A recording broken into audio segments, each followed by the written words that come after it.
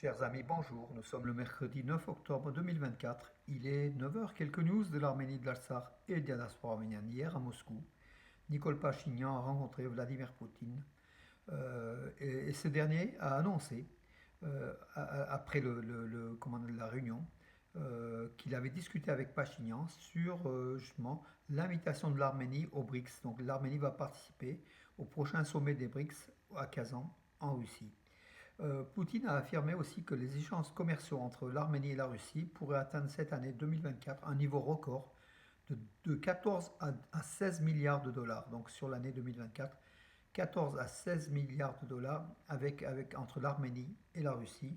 Donc c'est le premier marché de l'Arménie, ça représente 80%, 85% de l'économie, des échanges économiques de l'Arménie, donc se réalise avec la Russie. Donc c'est un partenaire hyper important, la Russie, donc même si politiquement il y a quand même des gros problèmes. Voilà. Poutine, en affirmant cela, il veut aussi dire que l'Arménie est arrimée à la Russie et que toute fuite est impossible déjà au niveau économique de l'Arménie. Voilà. Par ailleurs, donc, lors du sommet du CEI donc à Moscou, donc Pachinian était aussi pour le sommet de la communauté des États indépendants à Moscou. La ville de Merli a été désignée comme la capitale culturelle 2026 donc de la CEI. Voilà, une bonne chose aussi. Que dire? À partir, oui, information importante, donc ça a été acté aussi hier. À partir du 1er janvier 2025, les gardes frontières russes quitteront le point de contrôle des frontières entre l'Arménie et l'Iran. Voilà, donc entre l'Arménie et l'Iran, les gardes frontières vont se retirer des Russes à partir du 1er janvier 2025. Une info donc affirmait aussi que entre l'Arménie et la Turquie, en fait, les gardes frontières russes stationnés entre l'Arménie et la Turquie allaient aussi se retirer, mais ça n'a pas été confirmé. Voilà.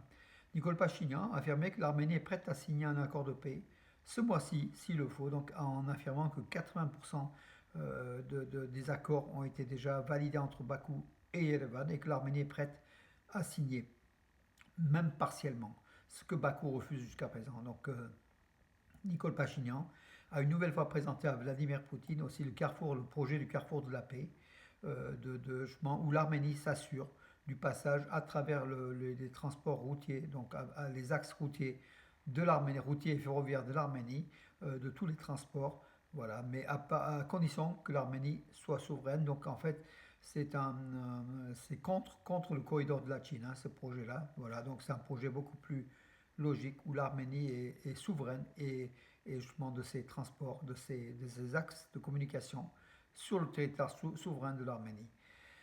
Voilà. À l'occasion des 2806e anniversaire donc, de Yerevan, la capitale d'Arménie, qui est plus ancienne que Rome, donc c'est une des plus anciennes capitales de la Terre, de nombreux événements auront lieu. Donc voilà, ça aura lieu. Donc en ce mois-ci, je crois que c'est le week-end prochain, donc 13-14 octobre. Je vais vous dire la date pour ceux qui se trouvent en Arménie. Oui, ce dimanche, donc 13 octobre, voilà, à l'occasion du 2806e anniversaire de la fondation de Yerevan, Yerepouni, la capitale d'Arménie. Divers événements auront lieu dans différents lieux de la capitale à partir de midi. Il y aura donc des concerts de jazz, de rock, de classique et pop, avec également une zone de sport en plein air et des festivals de vin et de la bière qui seront organisés à 21 heures. Événement principal de la journée qui aura lieu sur la place de la République à Yerevan avec un concert final festif où se produiront de nombreux artistes, chanteurs et chanteuses d'Arménie. Voilà donc un beau programme pour l'anniversaire de Yerevan, Yerepouni.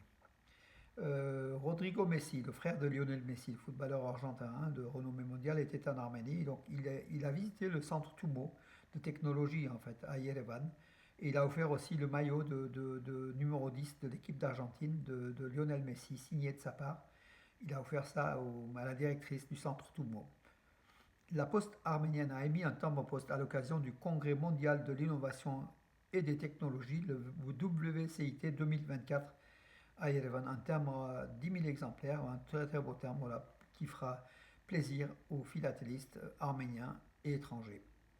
Alors, que dire d'autre, mes amis? J'ai fait le tour de l'actualité qui était pas très dense. Donc voilà, l'important, c'est les gardes frontières russes qui vont se retirer donc de la frontière entre l'Arménie et l'Iran. Ça permettra un contrôle plus important entre l'Arménie et l'Iran, justement, ces deux pays s'entendent à merveille. Et bien sûr, pour l'Iran, cette zone, c'est une zone rouge à ne pas franchir. Donc, par rapport au corridor de Zangezur, hein, que les Turco-Azéris, peut-être même la Russie désirait. Donc, du coup, ça va permettre une plus grande facilité de contrôle de cette frontière arméno-iranienne.